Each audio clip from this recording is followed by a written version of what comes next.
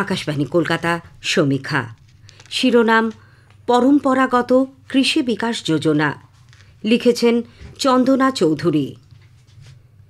মাটির বুকের মাঝে বন্দি যে জল লুকিয়ে থাকে, মাটি পায় না তাকে। বিশ্বকবির গানের এই লাইন ধরে আজ বলতে পারি, মাটির বুকের মাঝে আজ বন্দি রাসায়নিক লুকিয়ে থাকছে, যা মাটির উর্বরতা নষ্ট করে তাকে করে তুলছে অনুর্বর। আজ আমাদের দেশ ছাড়াও সারা বিশ্বেই কৃষিতে তা আশঙ্কার বিষয় হয়ে উঠছে ক্রমশই।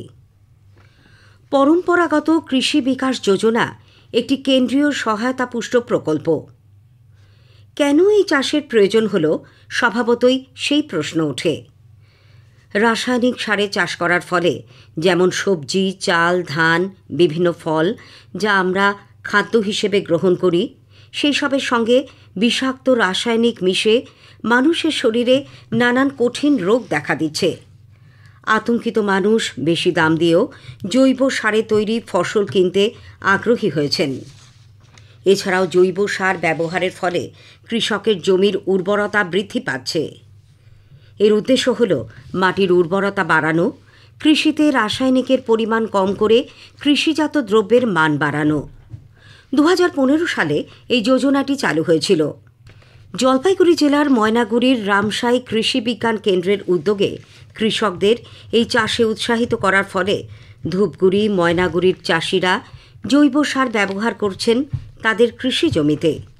এছাড়াও কৃষকরা নিজেরাই ভার্মিকম্পোস্ট, কেঁচো তৈরি করে নিজেদের জমিতে ব্যবহারের পাশাপাশি অতিরিক্ত সার বিক্রি করে লাভবান হচ্ছেন।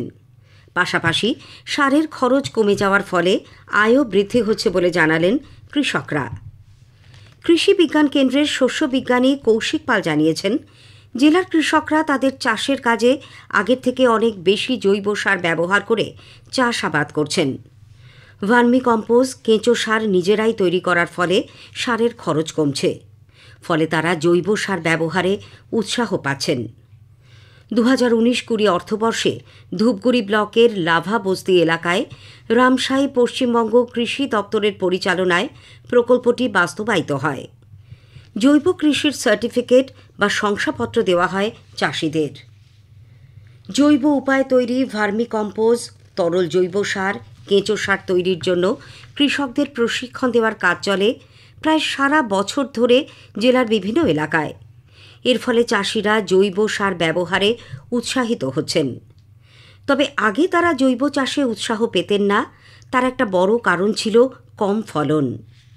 গবেষণার ফলে উন্নত মানের বীজ তৈরি হলেও উত্তরবঙ্গের বিভিন্ন জেলা সহ জলপাইগুড়ির কৃষকদের কাছে তা সহজলভ্য ছিল না। বাইরের রাজ্য থেকে আসা বীজ কিনে চাষ করতে অতিরিক্ত খরচ হতো, ফলে কৃষকরা জৈব চাষে আগ্রহী ছিলেন না।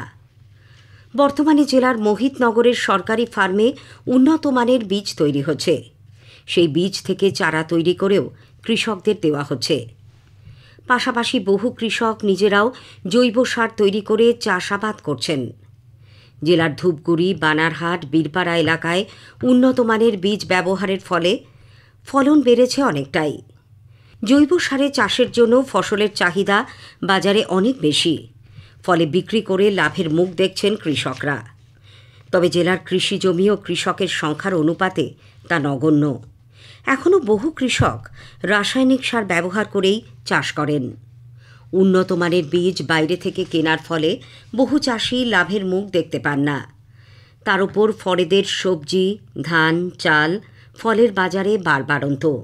তবুও এখন জেলার বহু পঞ্চায়েত ও ব্লকে জৈব চাষ বেড়েছে আগের তুলনায় অনেকটাই। সমীক্ষা শেষ হল। এটি লিখেছেন চন্দনা চৌধুরী।